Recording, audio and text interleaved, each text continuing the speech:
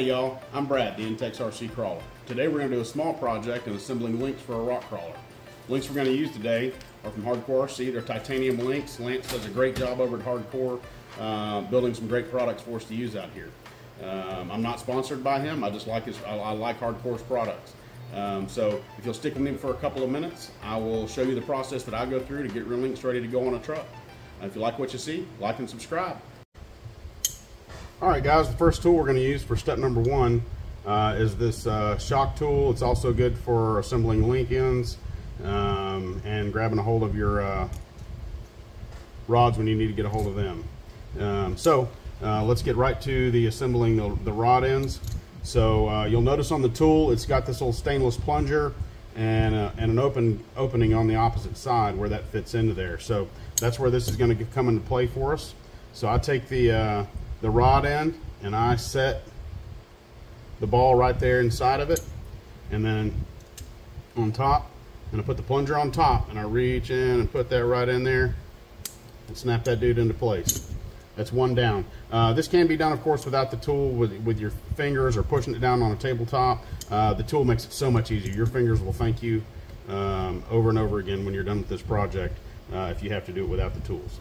But that's step number one. Let me finish up these link ends and then we'll get back to step number two. All right, y'all, all done putting the ball ends and the rod ends, or the balls in the rod ends. On to step number two, and that's actually putting the rod ends on the rods. There's a couple different ways to do this. You can try to hold it with your hand and just twist them on the old school way by hand. It's quite uncomfortable. You'll have a lot of cramps in your hands. It's no fun. Another way to do it is just grab this tool and you can clamp your rod right in here and hold on to it. It makes it super easy to hold on. You can twist it on by hand or grab a driver and do it this way. And I run mine all the way down to the shoulder of the threads, there where the threads stop.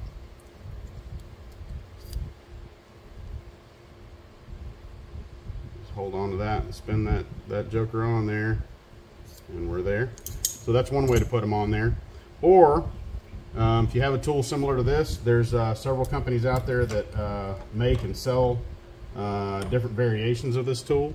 It's made for fitting the rod end into, like so. Get that one in a little backwards. Put the rod end in there. Of course, this is a driver for your. It's a bit for your driver, and then of course you can just run that thing on there with the power of the driver, which is the ultimate way to cheat, in my opinion. And you know, if you're not cheating, you're not trying. Just push that dude on there, and we're there. So that's how we do that. I'll do one more for you real quick. Clamp that. Put your rod end in the hole. And you can see how quick this process could get when you're using power tools for it. Of course, you could, if you're not paying attention, overrun it and strip or break your rod end. Not that that's an expensive fix. So let me finish assembling these, and once I get all the rest of the rod ends put on, we'll get back to you and I'll show you how to make my final adjustments.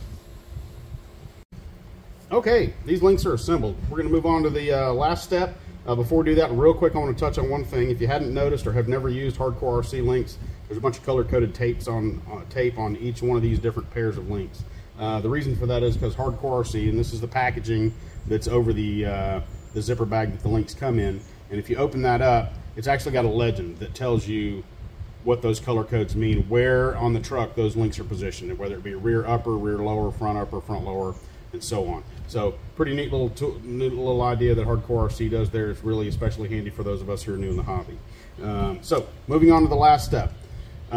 Just like Hardcore RC, there's another company out there, Corrupt Carbon Works. I am not sponsored by them, nor am I paid or endorsed by them, but I do like this product. It's called the Linky. It's a jig for links. It does not come with the hardware. This is just some M3 screws and some little M3 thumb nuts that I picked up on Amazon. So what we do with this is we actually take, so for example, we're going to do our front upper links in this example. And what you do is you actually take the link and put it on there, and I snug it up just where it's not gonna, can't wiggle around. Because if you don't have that, what you'll see is you can move this up and down, which of course moves the link on the jig, and you know, can cause you to have an inaccurate reading. So I put them on there like this, put the little nuts on, and get them just where they're snug, where they stay square and flush on the jig. So what we're going to do here is the measurements on the jig come from 70 millimeters and every 5 millimeters all the way down to 155. So 70, 75, 80, 85, and so on, all the way down to 155 millimeters.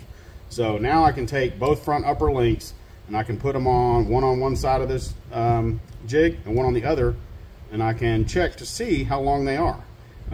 This one here is about 93 millimeters, and I want to make sure that the other one is that these links are going to be the same in size, so that my truck is square when this thing's assembled. And this second one here, also 93 millimeters. So no adjustments need to be made to these right now before these are ready to be put on a truck to begin testing. But if they were different links, there's no need to take them off here or anything like that. You can just spin it out here, and you can turn one of them out a little bit to ensure that, you know, and then just check them again until you get them the same length. And that gives you a good starting point for starting your test runs on your truck to be able to tune and adjust your suspension so that you get the maximum performance out of your vehicle. So that wraps up the final step here. We'll obviously go through and do that to each pair of the links, front upper, front lower, rear upper and rear lower.